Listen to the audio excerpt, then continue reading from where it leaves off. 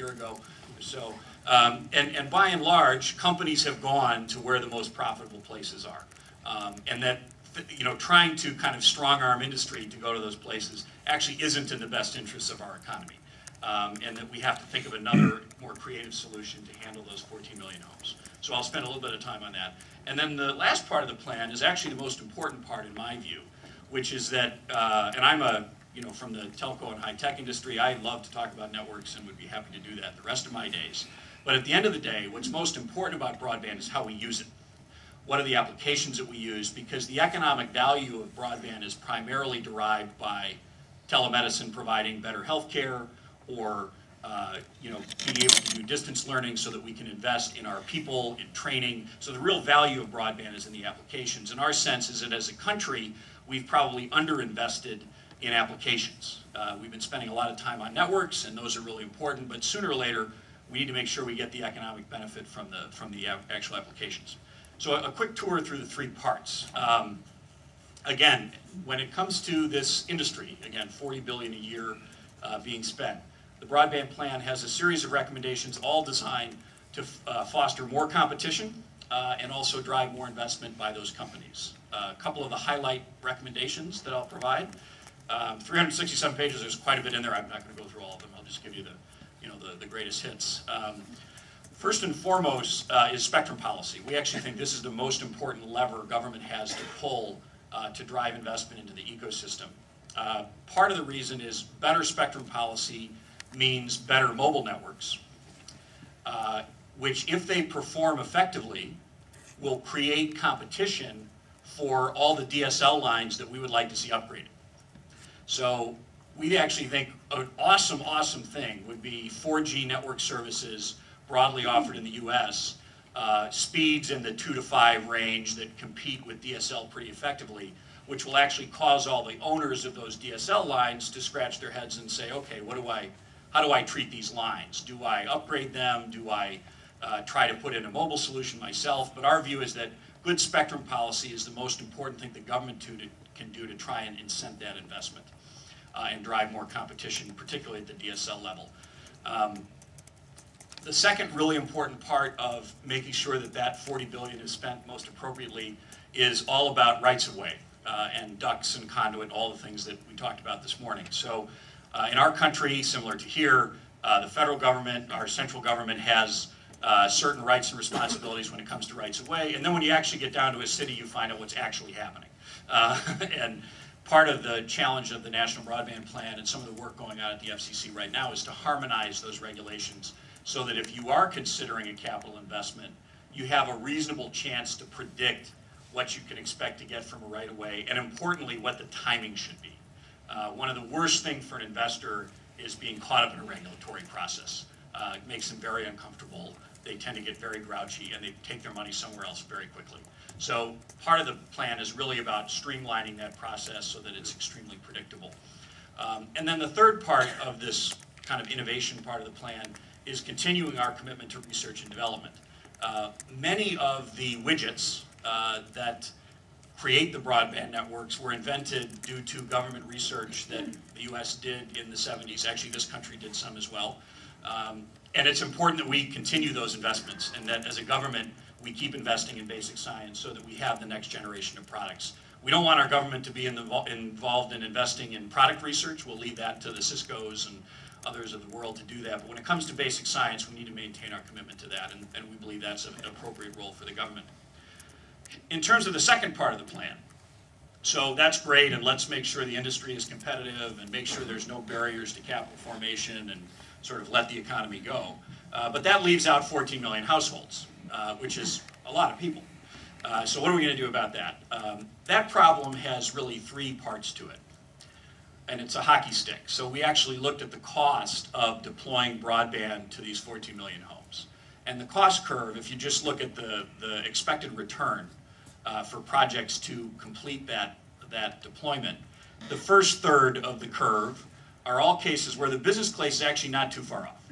Okay, so carriers have looked at it and said, you know, I may want to put broadband in this area, but I'm not going to make that much money, so I'm going to go somewhere else. That's one instance. And actually, a lot of the programs that Susan described, which are grant programs, are designed to be one-time infusions of cash, which effectively pull down the capital cost of that project to make a positive business case for a carrier. Now, there's a whole host of issues with that grant program. Anyone that would like to talk later, I'd be happy to go through them. I won't bore you with the details now, but that's the intent, is for that first third, provide some direct federal investment or community investment to make sure that we can return those business cases positive. The next third are instances where it's pretty far off. You know, we're not, a one-time investment isn't going to cut it. There's actual ongoing investment has to happen every year.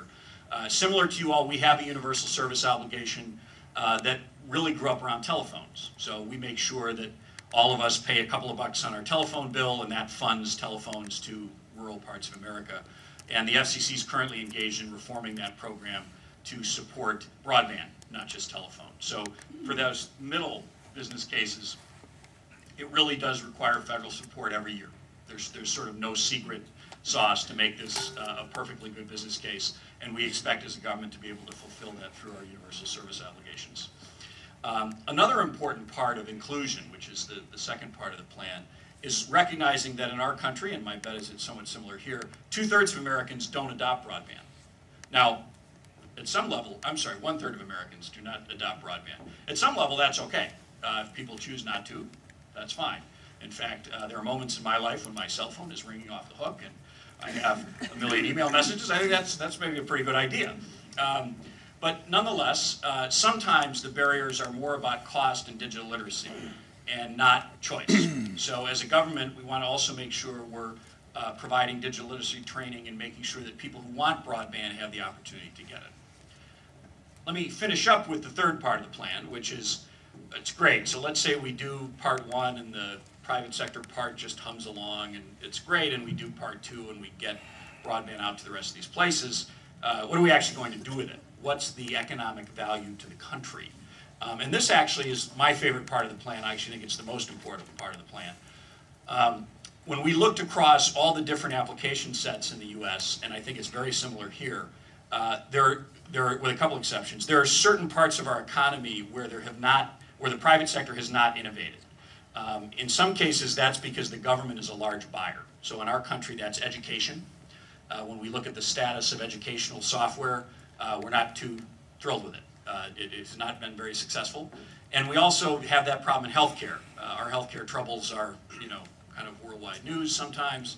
And part of the issue is we don't have good ways to create innovative healthcare applications because the way we pay for healthcare is so convoluted. Public safety is another great example where there's tremendous benefit to broadband to our first responders, yet very few cities on their own have the resources to create the appropriate broadband networks. So the third part of the plan is really about repurposing existing government dollars to try and solve some of these application problems where the country really gets clear economic benefit. You know, I won't go through all of them. I'll just highlight one that's going to change next week. This has been reported in the press. I cannot confirm or deny whether these rumors are true, but you know, next week there'll be a commission meeting, and we will make a change to a program that we have called E-rate. And since there was so much discussion of schools, I wanted to highlight this particular program. So in the United States, our schools receive funding for broadband from our central government through our universal service obligation. So we view that as part of universal service, making sure our schools are included. The program was designed 10 years ago, and like any 10-year-old program, it doesn't quite buy the things we want it to buy anymore. It only buys services from telco providers.